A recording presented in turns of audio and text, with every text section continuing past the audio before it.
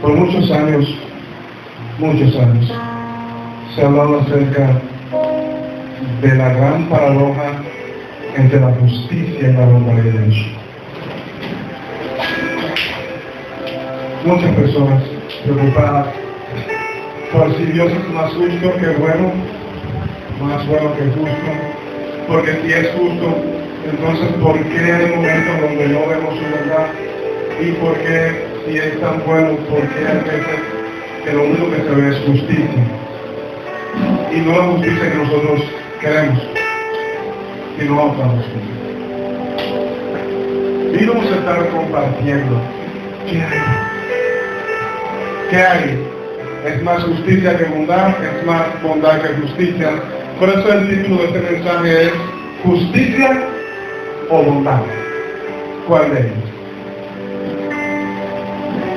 Algunos, como bien había dicho anteriormente, han luchado por defender que Dios es más justo que bueno.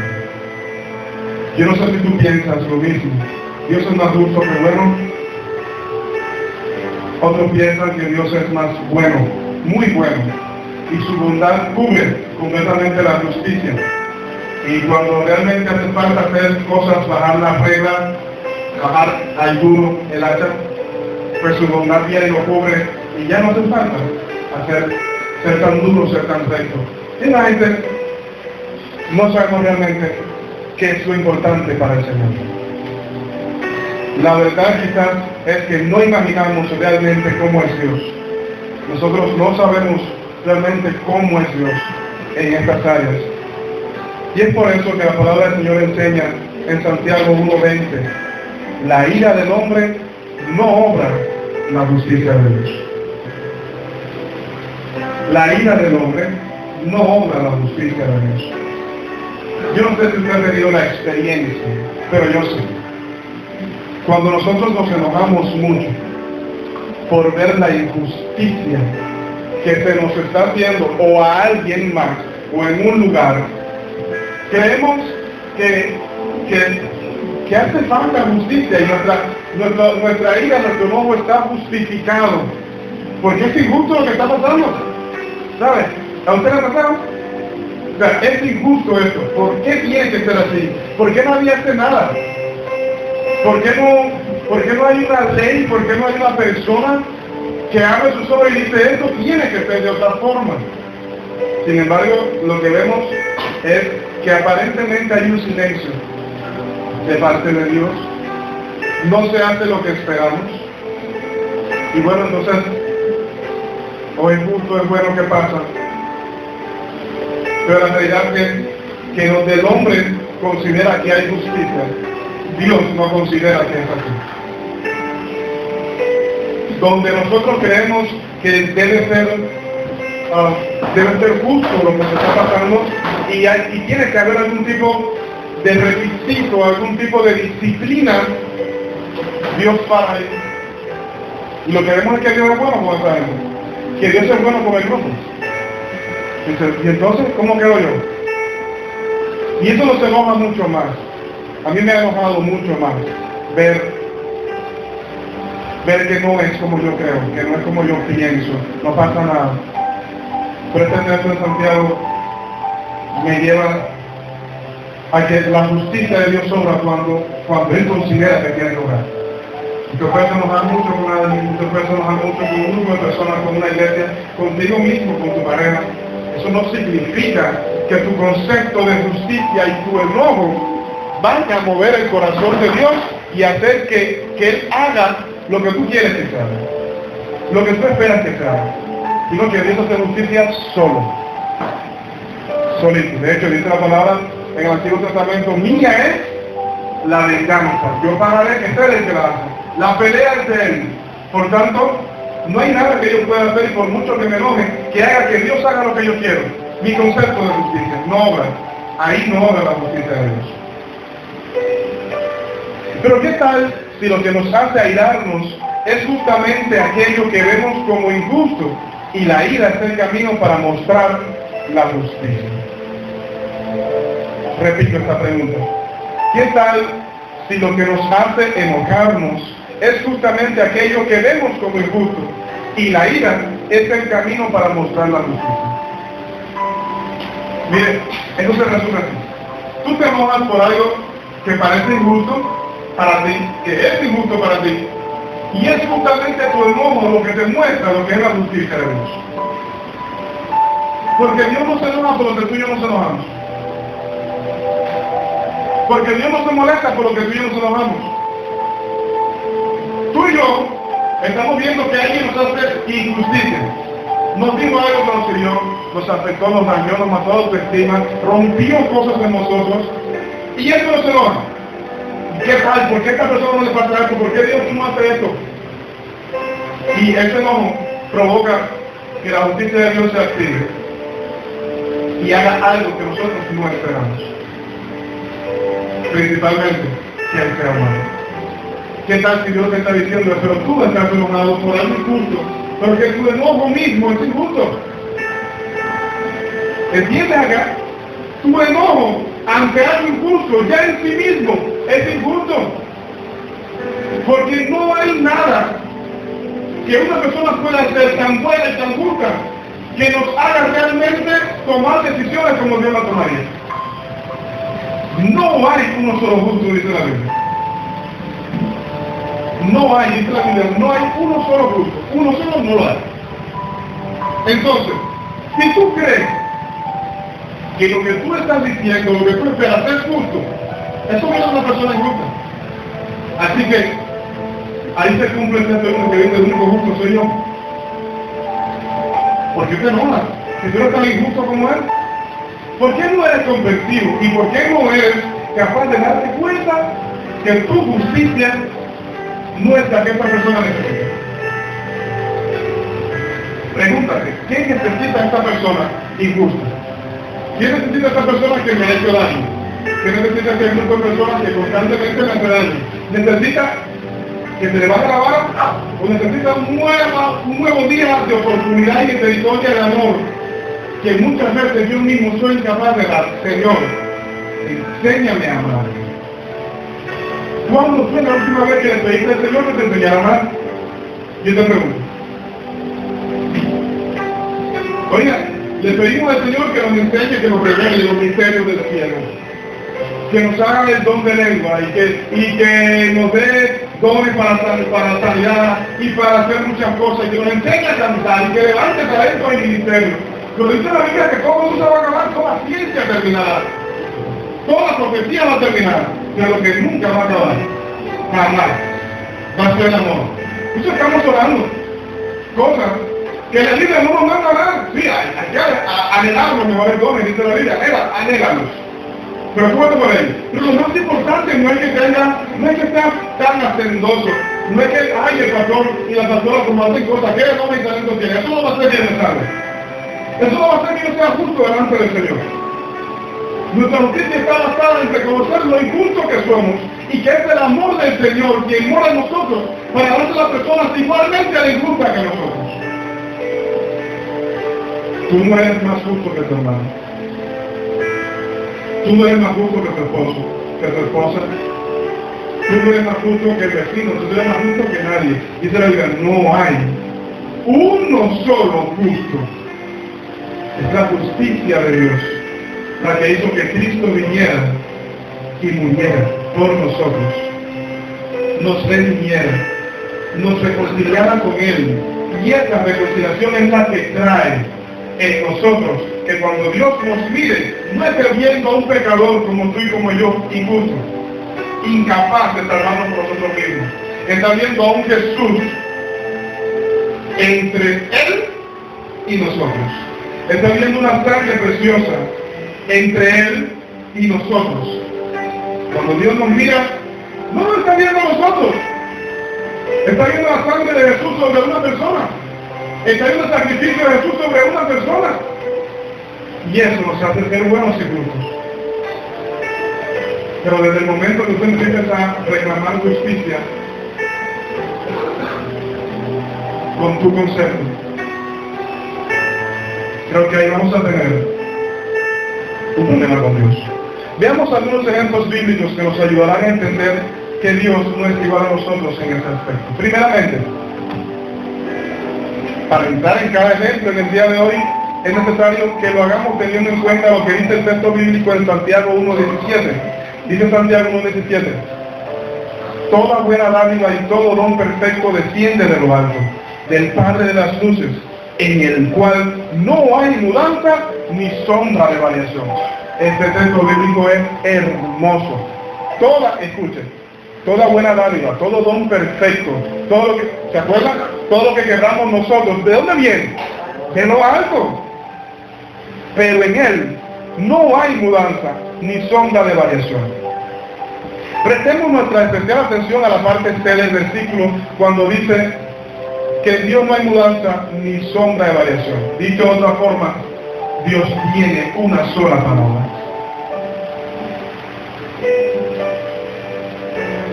A mí me sorprende cómo nosotros hoy decimos, voy contigo hasta la muerte, mañana ya lo estamos dudando, porque aparecieron otras ofertas, porque aparecieron otras personas, porque las condiciones no son iguales, porque los sentimientos ya no son iguales. Pero cuando Dios dijo que te amaba, con amor eterno te he amado, por tanto te prolongué mi misericordia. Dice Jeremías 31. En Él no hay mudanza ni sombra de variación. Él no falla nunca. Él es fiel por siempre. Por siempre. Si hay alguien en el cual tú puedes confiar ciegamente y decir, no me va a fallar jamás, ese es Él.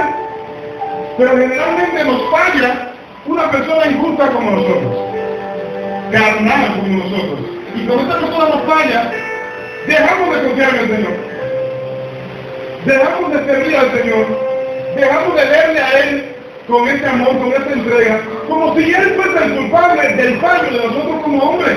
Eres tú el que hiciste un compromiso, Él no te lo pidió bendición. Eres tú el que aceptaste estar en una relación que Él no te dijo que hicieras pacto ni compromisos. Entonces ahora nos echan la culpa a Él de lo que pasa. Debiste haber pensado mejor con quién te metí. No es ahora, después de 30 años de casado, que te vas a replantear. Oye, yo debía haber hecho caso a mi madre. Le debía haber hecho caso a mi pastor, y en ese momento que me decía, no era la persona correcta. No es el momento. Te casaste. Lo hiciste. Y ahora el resultado lo estás viviendo tú. Pero Él no cambia. Él sigue siendo el mismo. Antes de casarse, en el matrimonio, y después, si ya no estás en Él por cualquier motivo. Él sigue siendo Dios. Él sigue siendo fiel. Él dijo que Él lo iba a hacer, que lo dijo en el 2007, pues entonces en el 2025 Él sigue siendo el mismo Dios que permanece fiel y dice, yo lo voy a hacer, pero todo depende no solamente de mí, también depende de ti. Tengo todo el poder para hacerlo con un saquido de dedos, pero tú no tienes la capacidad para afrontar lo que viene con la bendición. Todo el mundo quiere bendición. Ella es, hermanos, todo el mundo quiere bendición. Todo el mundo la quiere. Todo el mundo quiere estar bien, todo el mundo quiere tener prosperidad. Todo el mundo quiere tener gente a su lado que llame, pero nadie quiere el precio que hay que pagar para tenerlo. Toda bendición tiene un precio.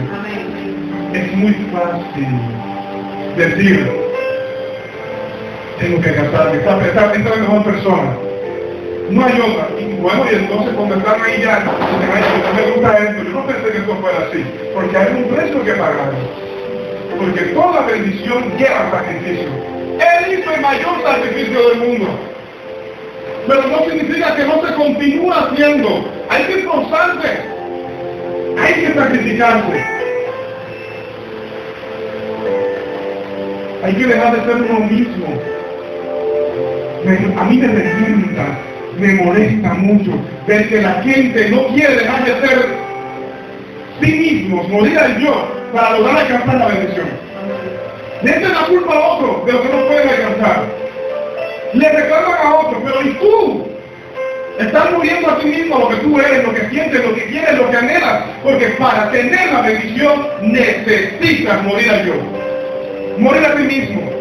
Tienes que negarte a ti mismo. Dice, si quieres ser mi discípulo, sígueme. No tienes que dejar de ser tú. Nígate a ti mismo. Toma tu cruz y sígueme. ¿Hasta cuándo vamos a continuar, iglesia? ¿Hasta dónde vamos a llegar nosotros en el afán de querer personas, de querer ministerio, de querer prosperidad, de querer todas cosas buenas? Pero no queremos pagar el precio por eso. ¿Quieres mantener una buena relación, cualquiera que sea? Tienes que forzarte. Porque las relaciones se mantienen. Hay que llenarlas de amor, hay que llenarla de sacrificio, hay que llenarla de entrega, hay que llenarla de que esto no depende de la otra persona, depende de ti. ¿Cuál es tu parte en la relación? Déjale la mano al otro, haz lo tuyo. Si el otro no lo hace, entonces es su problema. Haz lo tuyo. ¿Qué es lo tuyo? Tú no necesitas que nadie te ayude para hacer lo que a ti te corresponde. La ayuda depende del Señor. Tu socorro viene del Señor. ¿Qué es eso de estar diciendo a la gente, ayúdame? No, tenemos que orar los unos por los otros. Ser tolerante, pasivo, amoroso, pero no pongas en la mano de otra persona lo que tú sabes que depende de ti. Depende de ti luchar con tus debilidades. Depende de ti afrontar la tentación. Depende de ti madurar en tu carácter. Depende de ti tener una buena personalidad. Depende de ti tener la luz del Espíritu Santo. ¿Por qué no reclamas a la otra persona? Tú estás mal. Eso está queriendo justificar lo que tú no quieres ni puedes hacer y echarle la carga a otra persona. Esta persona tiene su propia carga y tiene su parte de la relación. Un ministerio bendecido no solamente toma, ven y canta. No solamente toma, ven y ministra y predica. No solamente ven y mira y vístete de esta fiesta. Eso no es el ministerio. El ministerio no es ni siquiera que la gente te siga. Hay mucha gente que la gente le sigue. Estamos en el mundo ahora, en la relación de la informática. Hay periódicos en el internet. Ya yo necesito comprar un periódico que me traiga a la puerta de la casa, porque todos los días son noticias de muerte, de accidentes, de todo. Es un periódico. Tú revisas. No lo necesitas. Tú tampoco. Pero sí necesitas. Y mucho. Y yo también. Al Dios que te pueda ayudar. Al Dios que es tu socorro. Al Dios que no te va a abandonar. Asume. Porque Él es justo, pero también es bueno. ¿O es más bueno que justo? Puede ser. Quizás no es más justo que bueno, no lo sé. Lo veremos al final. Yo dejarte ahí, para que vayas meditando al igual que yo. Dios tiene una sola palabra. Si Él dice que es bueno, lo es. Si Él dice que es justo, lo es. Si promete algo, lo cumple. Eso lo hace superior a nosotros. Dios no varía. Cree todo lo que Él dice, porque Él no cambiará. Vamos a ver el primer ejemplo en esta mañana. Este primer ejemplo vamos a verlo en Lucas capítulo 15, versículo 11 en adelante. Primer ejemplo tan impactante para mí. Dice así: también dijo, un hombre tenía 2 hijos, y el menor de ellos dijo a su padre: Padre, dame la parte de los bienes que me corresponde, y le repartió los bienes.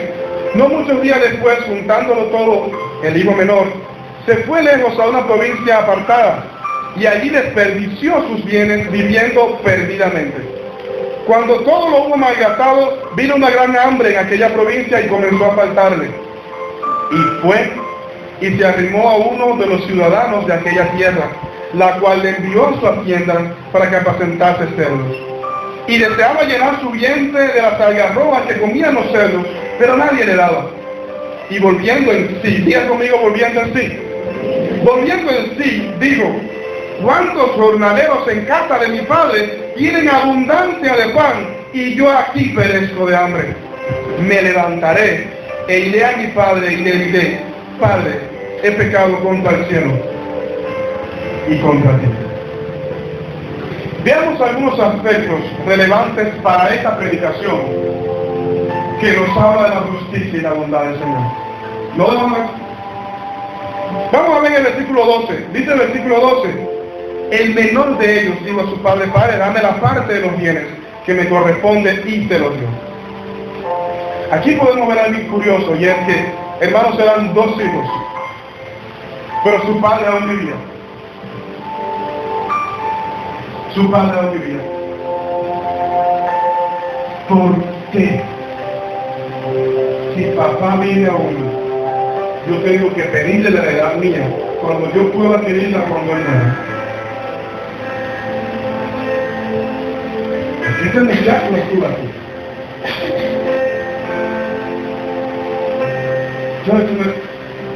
Esto se llama bibliograma, para que aprendas. Es leer la Biblia y ponerte en el lugar de cada uno de las personas que están hablando para poder entender qué está pasando. Por supuesto, oración. ¿Qué le pasa a este muchacho en la cabeza? ¿Qué tiene en la cabeza? Como decimos muchas veces a los padres, tú me estás ganando en vida. Yo no me he muerto.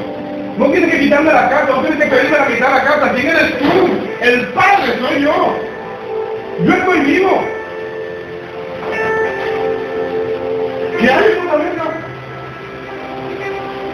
Y estamos viendo una característica de este muchacho importante que no tiene el otro. Y es que él está pensando en sí. Generalmente una persona injusta no está pensando en más nadie que no sea en sí mismo. Tú puedes ser una persona injusta que sus discusiones rondan alrededor de él o de ella. Sus reclamos rondan alrededor de él. Sus culpas rondan alrededor de él. Todo ronda porque piensa solamente en sí mismo. Y la injusticia tiene también que ver con eso. Con preocuparse por sí mismo. Lo demás no me interesa. Me interesa lo mismo. Este muchacho estaba interesado en él. Y mire qué curioso. Aquí Jesús se concentra en el Padre y en los dos hijos. Sabemos la implicación bíblica que hay ahí espiritual. ¿Quién es el hijo pródigo? ¿Quién es el que se queda? ¿Quién es el Padre? Pero hablando humanamente, hermanos, ahí hay una madre. Una madre de la cual no se habla. Porque no viene a importar en la enseñanza que Jesús está dando. Pero no significa de que no existiera. Hay una madre también. ¿Cómo quedó mamá cuando este hijo estaba pidiendo la heredad?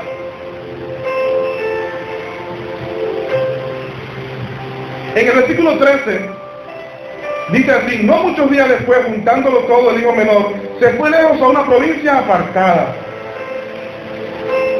No muchos días después, juntándolo todo. No muchos días después, juntándolo todo. No muchos días después. Escuche. Hay que repetirlo, pero no puedo entender. El papá no le dio la heredad todo en el momento que se la pidió. No muchos días después, o sea, quizás no fueron 30 días, quizás fueron 10 o 15 para reunir toda la heredad del dinero, quizás para vender la mitad de la herencia, reunir toda la heredad, porque había animales, había huellas, había de todo. El papá le dijo, unos días, no lo dice, pero no muchos días después para poderlo reunir.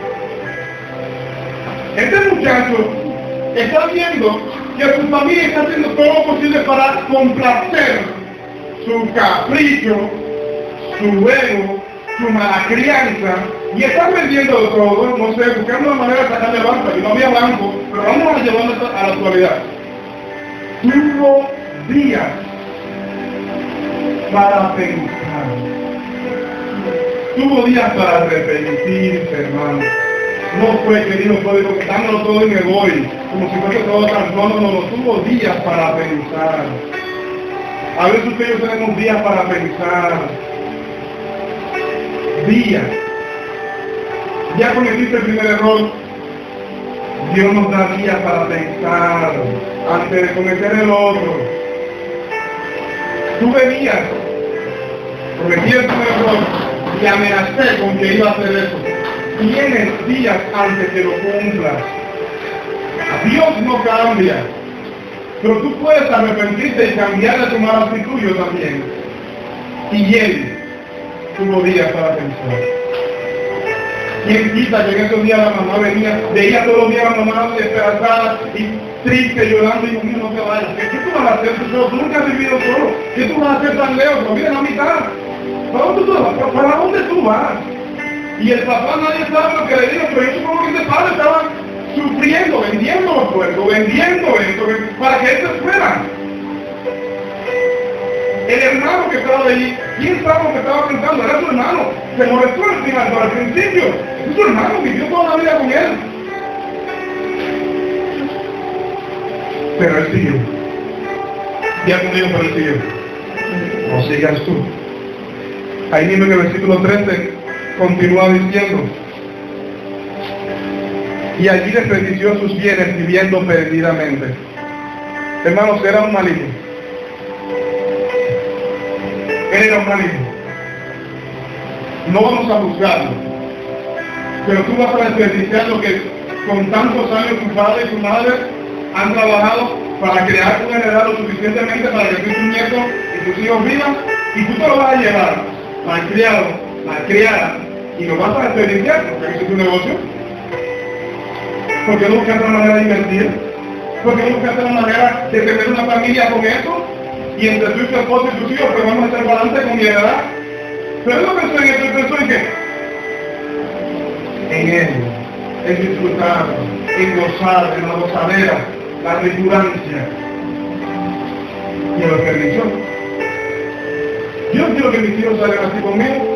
Yo me estoy matando y luchando aquí, trabajando, para que ellos crezcan y tengan el mínimo de condiciones para que cuando mi hijo cumpla 15, 18 años me diga, dame los míos que me voy. Y después de que se vaya, vamos a estar con mujeres, con fiesta de carro, motorinas de todo, y después a llorar como se cayó el techo y qué pasa. ¿Qué vamos? Qué rico. Un hijo bastante complicado. Y la última característica la vemos en el versículo 17 y 18, dice: y volviendo en sí dijo, ¿cuántos jornaleros en casa de mi padre tienen abundancia de pan, y yo aquí perezco de hambre? Me levantaré e iré a mi padre y le diré, Padre, he pecado contra el cielo y contra ti. A mí me encanta la parte que dice, volvió a decir. Entiendo que él recapacitó.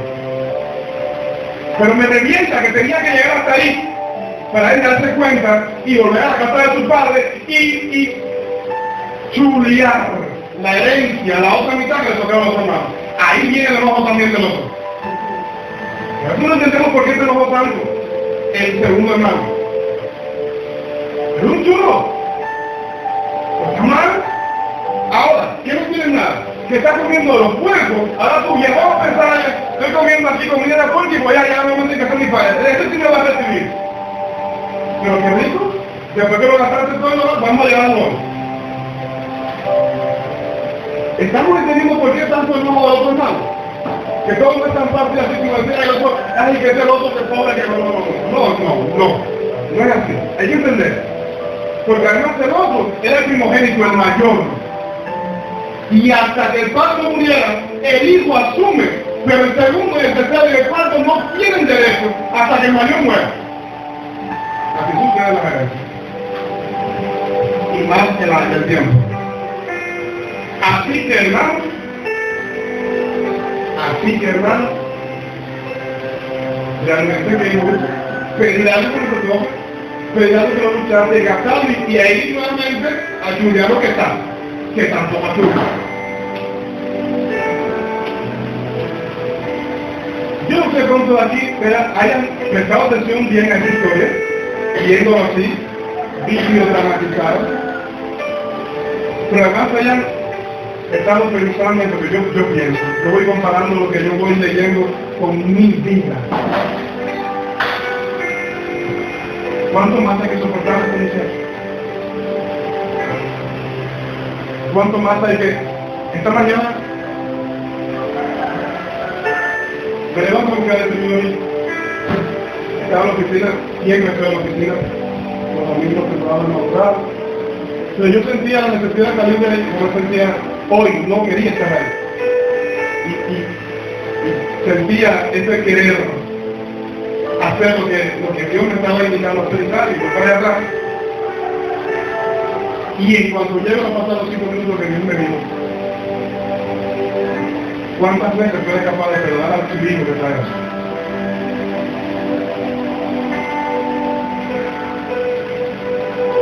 ¿Cuántas veces hay que permitirle a aquellos códigos que vengan? La Biblia no habla ¿qué más pasó con este muchacho y el padre? Todo quedó aparentemente infeliz, pero ellos siguieron viviendo.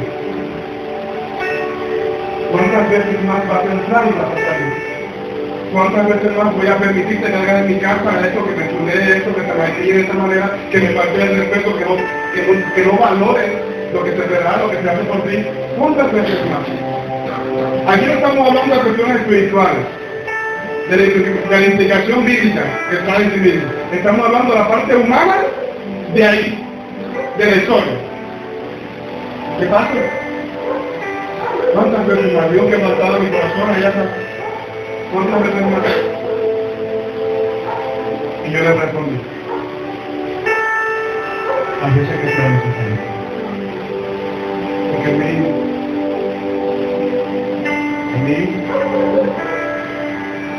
es tu hijo,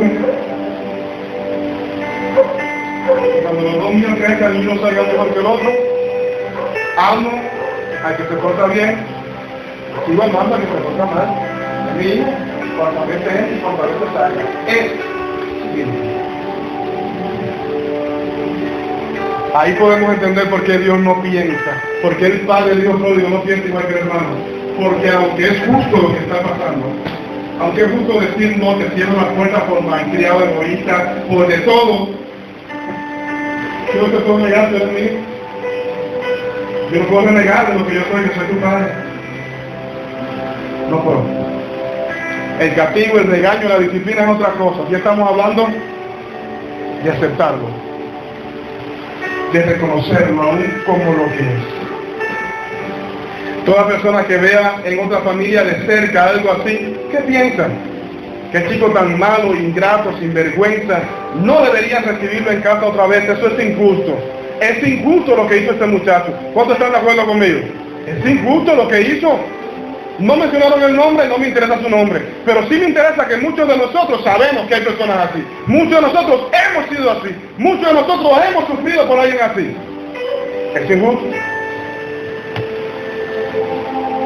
Pero ¿qué hizo el padre? Versículo 20 dice: y cuando aún estaba lejos, lo vio su padre, y fue movido a misericordia, y corrió, y se echó a su cuello, y lo besó.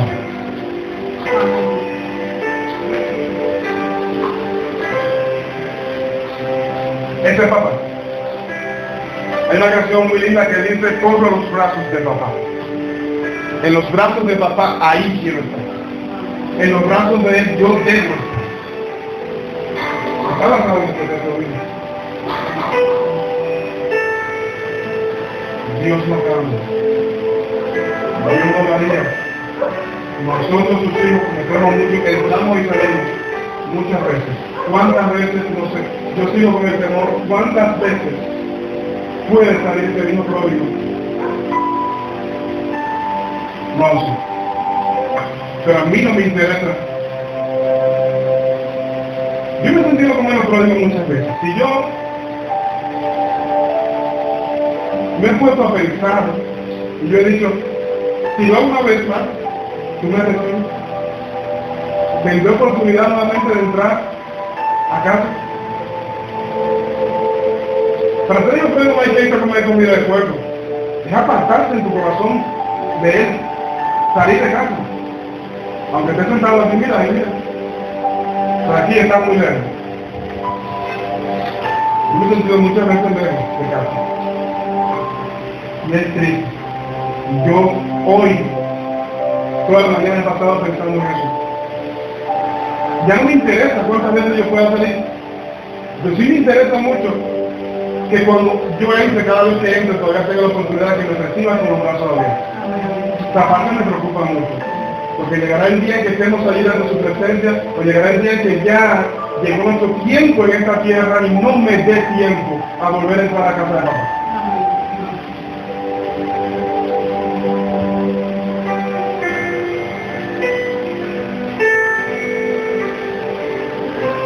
Dios es bueno.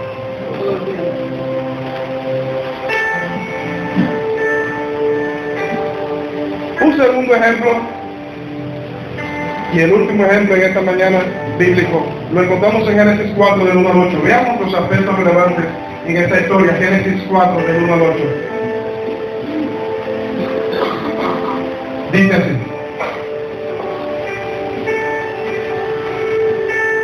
conoció Adán a su mujer Eva, la cual concibió y dio a luz a Caín, y dijo: por voluntad de Jehová he adquirido varón. Voluntad de Jehová. ¿Sabe quién fue Caín, no es cierto? Sabemos quién fue Caín. Y Dios sabía lo que iba a pasar con Caín. Pero por voluntad de Dios Caín nació. Y vamos a ver por qué por voluntad de Dios.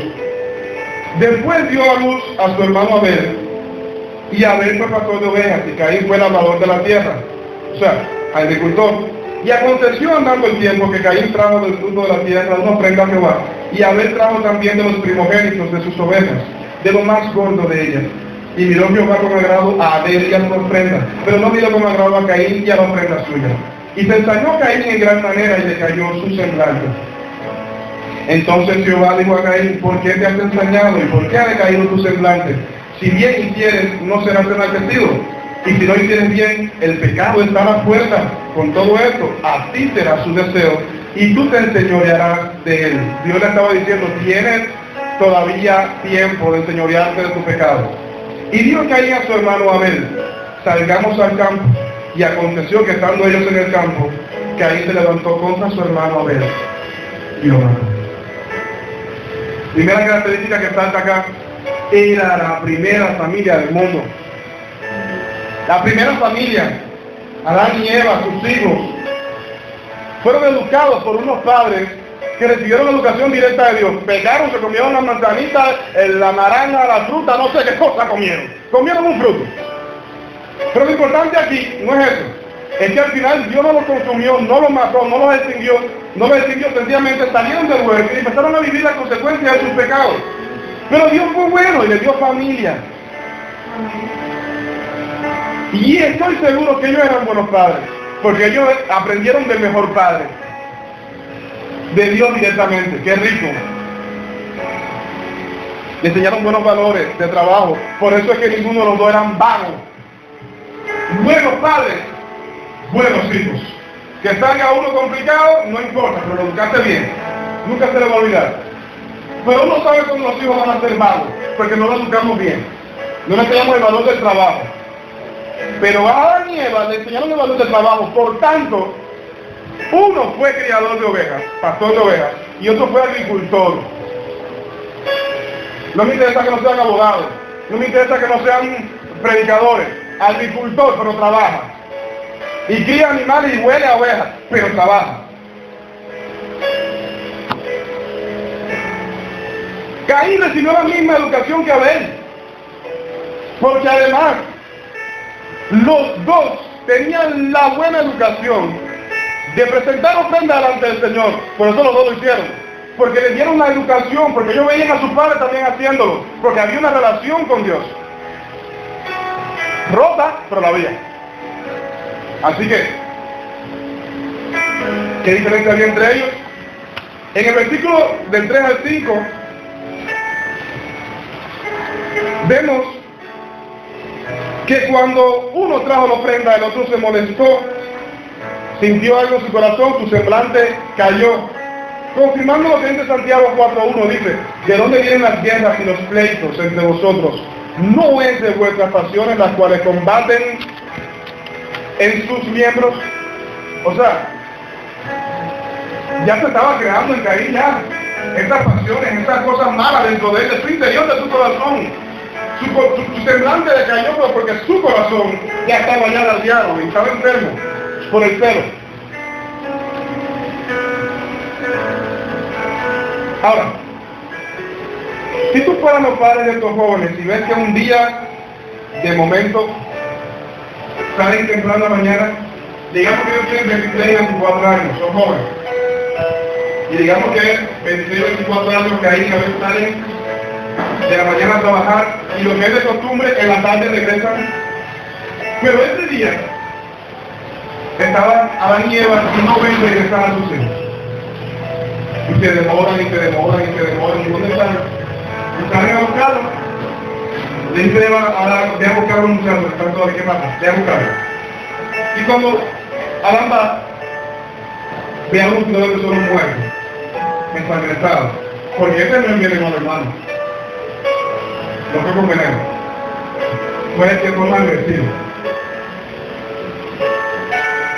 Y ve a uno muerto, ensangrentado, y ve la ausencia del hombre. ¿Dónde está nuestro hijo? ¿Dónde está nuestro hijo? ¿Qué pasó aquí? No entendemos porque ellos no presenciaron lo que Dios presenció. ¿Dónde está nuestro hijo? Y empiezan a buscarlo por todas partes, con el sufrimiento aún del primero, y el otro no aparece. Y pasa esa noche y el otro día tampoco no aparece. Y hay que preguntar al Señor, ¿dónde está mi hijo que hay? ¿Qué pasó cuando se fue? Y porque yo dije que se fuera, porque él mató a su hermano. ¿Ustedes se imaginan el corazón de esos padres? ¿Ustedes se imaginan el corazón de uno muerto por la causa de otro hermano, con la misma educación, y además que este otro no lo va a volver a ver? No es como el padre del hijo pródigo que al menos tuvo la oportunidad de verlo regresar. Este no lo van a ver más por asesino, y va a vivir con una marca toda su vida, lejos de mamá y papá. Adán y Eva, ¿cuándo vieron nuevamente a Caín? ¿Alguien me dice? La Biblia no lo dice. No dice que se volvieron a reencontrar, dice que Caín se fue y más nunca retornó.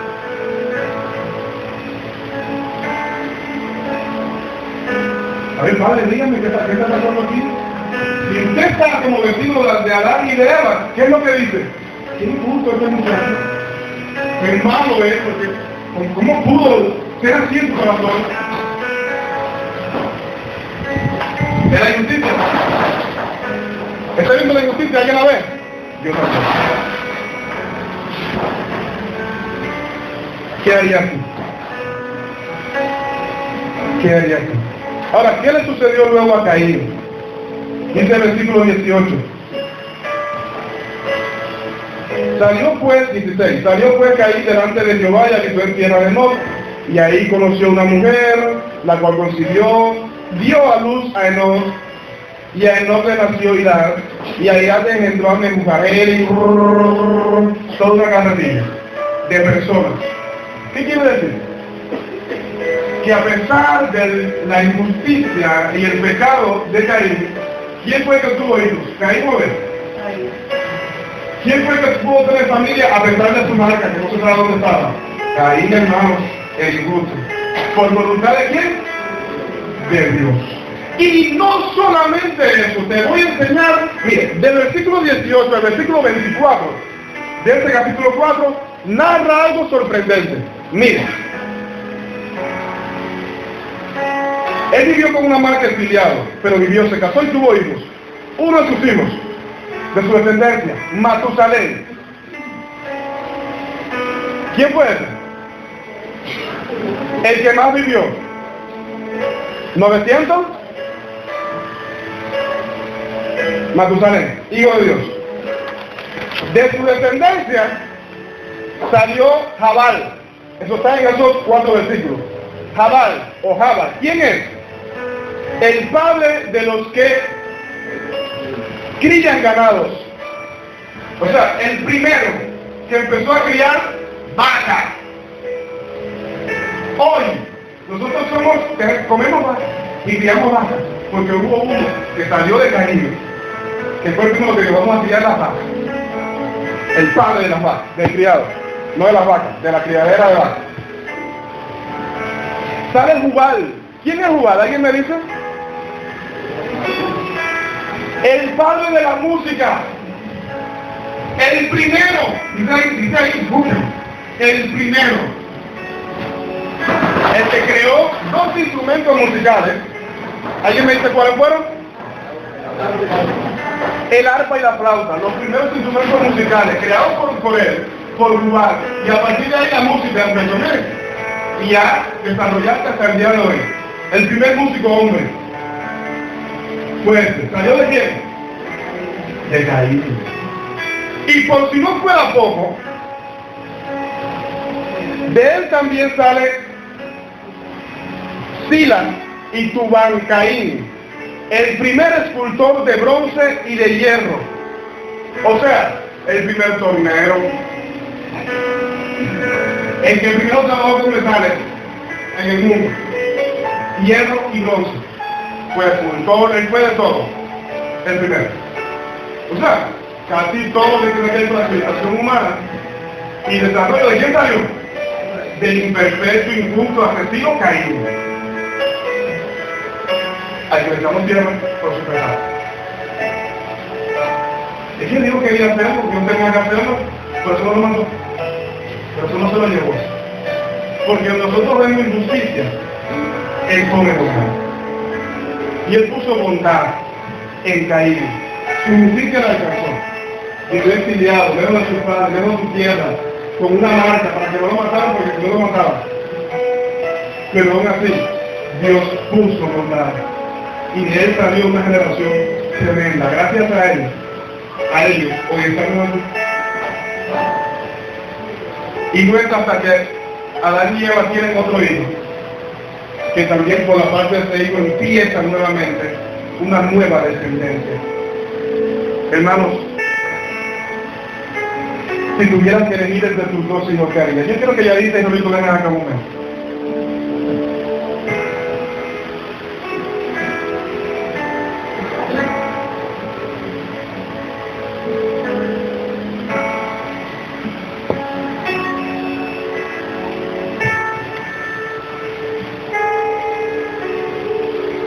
Y viene Giovanni, ¿cierto?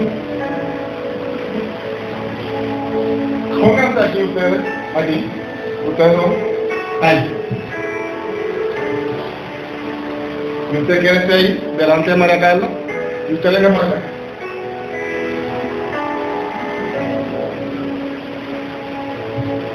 ¿Quién es el mayor de ustedes dos?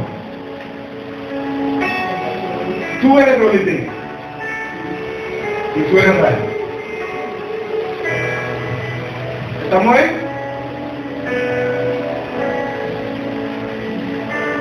Rolitín tiene sus características más grandes, más fuertes, más independientes. Ustedes solamente saben sus características y no se va a decir porque ustedes son los que lo conocen como tal. Y Rolitín tiene, y Ray tiene sus características, travieso, también tiene sus características, pero es más pequeña.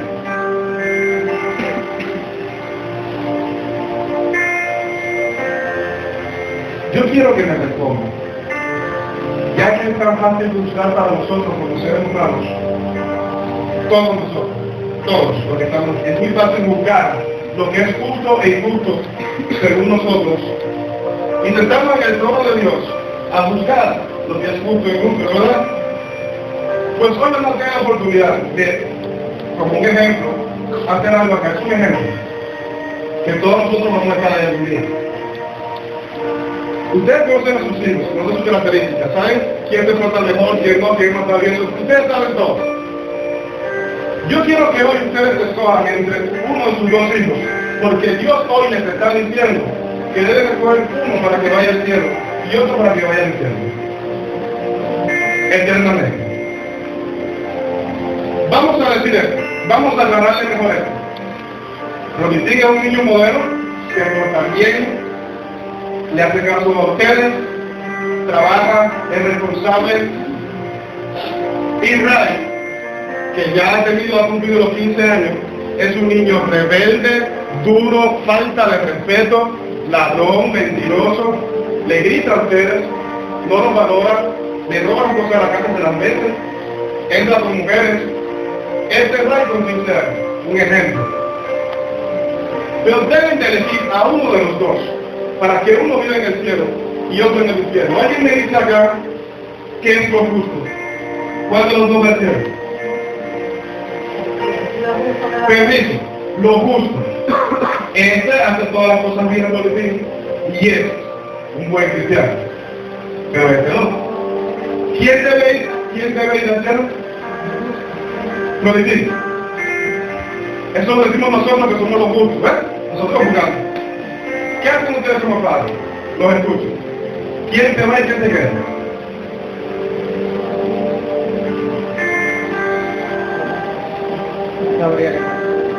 Pero si está claro. Pero si este muchacho yo hace todo bien y usted no tiene un problema con él, este es su orgullo. Pero este muchacho es tremendo. Es fácil, ya todos decidimos ya, así todos podemos ver ustedes porque no lo pueden ver también. Los dos son hijos. ¿Por qué qué? Los dos son hijos. Para mí los dos son iguales. Porque los dos son vestidos y los dos para mí son iguales. Entonces, para mí, sus acciones, como ellos sean, no miden ni equilibran mi amor hacia uno o hacia otro. El amor es mío.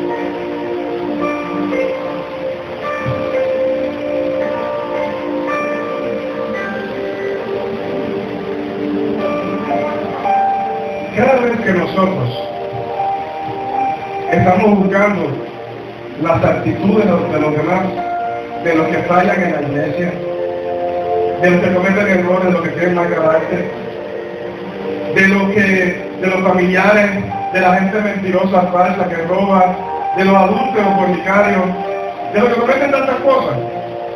Cada vez que nosotros nos sentamos aquí, en casa, o a conversar con un amigo, con un hermano, y empezamos a decir, mira este lo que hace, este no es cristiano, mira este, debería pasarle esto, mira lo que le está pasando por culpa de esto.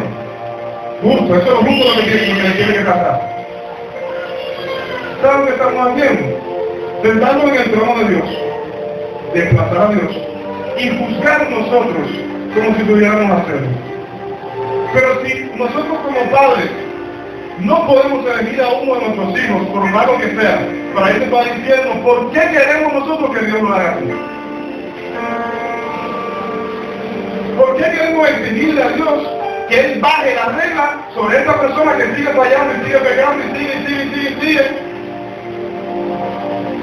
Si Dios lo que está viendo es que cada día le pide su misericordia para que se arrepientan, para que vengan. Si Dios lo ve como un hijo pródigo, que puede volver a casa. Si Dios lo ve como un Caín, que aunque va a sufrir la consecuencia de sus actos, Dios puede bendecir y puede usar. Hermanos y hermanas, en esta mañana, ya terminando la pleno mediodía, quiero que te vayas comiendo en tu corazón. Todos somos injustos. Cuando tenemos que sentarnos de verdad en el trono a elegir, no podemos hacer el trabajo del Señor. Y nos pasamos la vida entera buscando qué es justo y qué es bueno, qué no lo es. No hagamos el papel de Dios. Sigamos siempre con el mismo sentido. Todos nosotros, por muchos errores, somos hijos de Dios. Y aún los que no son hijos de Dios, como al principio vimos, son creación de Dios que Él anhela tener aquí como sus hijos. Muchas gracias, hermano. Gracias. Yo lo tomé a ellos como ejemplo por nada personal, por haberlo tomado ustedes también. Pero quise tomar un matrimonio, no tampoco un matrimonio que pudiera sentir en carne propia lo que Dios siente cuando ve que uno de nosotros está descarrilado y cuando ve que uno de nosotros está bien. Él no se preocupa tanto por el que está bien, ¿sabes? Porque tú estás en casa allá. Esto está aquí ya. Pero Él te preocupa por aquel que está allá afuera, que hace rato no viene, que tú no vas a buscar. Él se preocupa por esta persona que aún estando aquí con su mal carácter, con sus muchos pecados, aunque esté sentado aquí y esté su corazón lejos, Él se preocupa porque esta gente algún día abra sus ojos y se dé cuenta de que también es hijo, Él quiere que se arrepienta, que proceda al arrepentimiento. Nadie puede decir quién es hijo y quién no es, a no ser con los frutos, pero aún con todo y eso, el padre veía en el hijo un pródigo que podía retornar. Él es el que sabe los corazones, Él es el que los pesa. Es fácil juzgar. Si tuvieras que comparar entre Jesús y tú, ¿quién es el hijo pródigo? Tú o Él. Si tuvieras que comparar quién es el pródigo, tú o Él. ¿Quiénes somos? Nosotros. Si tuvieras que comparar entre Caín y Abel, ¿quién es Caín? ¿Él o nosotros? Nosotros. Si tuviéramos que comparar entre un hijo y otro, ¿quién es el bueno y quién es el malo? ¿Quién es el malo? Nosotros. De alguna manera u otra siempre estamos fallando al Señor. Pero no podemos juzgar a nadie. No podemos condenar a nadie. No podemos cerrar la puerta de nuestra iglesia, de nuestro amor, a gente que aunque sigue cometiendo errores, sus errores solamente le van a dañar a él, no a ti. Pero tu amor puede cubrir sus faltas, tu paciencia, tu espera, tu silencio. Hay gente que nunca va a entender por qué hace tanto silencio cuando comete tantos errores. Síguelo haciendo. Algún día lo va a entender. Porque Dios dice que Él calla de amor.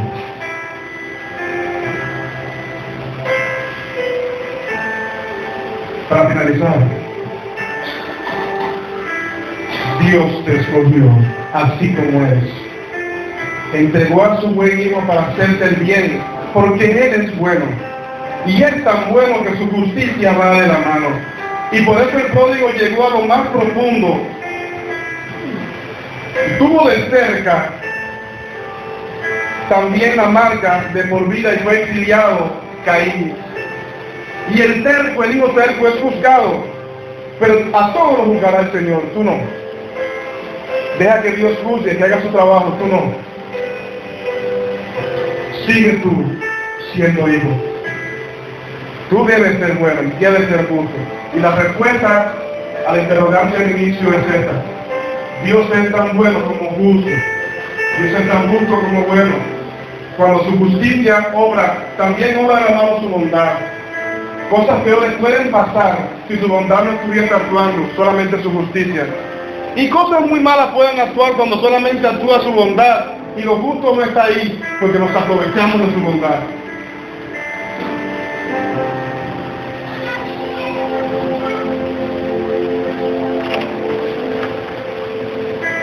Deja de juzgar a Dios por lo que te pasó, o lo que no te pasó, por lo que consideras ser justo o no.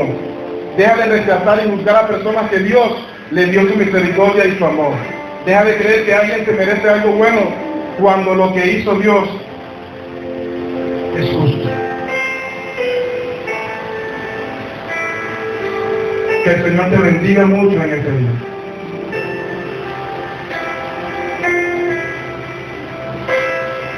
Él te ha elegido. El Padre dio morir a su Hijo por ti. Él no merecía morir. Y eligió que Él muriera por ti y por mí. Él sí tuvo que elegir. El Padre sí tuvo que elegir. El Hijo, el primogénito de la creación, el perfecto, el que nunca ha fallado, el que nunca ha pecado, dio morir a su Hijo para que nosotros, que sí fallamos, que sí pecamos, que sí somos injustos, pudiéramos vivir y tener vida eterna. Lo entendamos o no. Esto es pura teoría, pero es puro cristianismo. Aprovecha la salvación que Dios ha puesto en tus manos. Si nos visitas hoy por primera, segunda o tercera vez, toma la decisión de estar con Dios pronto. Decide por Él. Si llevas mucho tiempo en una iglesia y aún estás con una vida de duda, de doble ánimo, en dos lugares, un pie aquí, un pie allá, y la oportunidad todavía de arreglarte. Porque yo te repito, lo importante no es cuántas veces puedas entrar nuevamente a casa pródigo, sino cuando sea la última vez que tenga la oportunidad de hacerlo. Y para los que son de casa, mantente siendo hijo. Juzga como Dios te juzga a ti. Dios te juzga con amor. Juzga a los demás también. Con amor.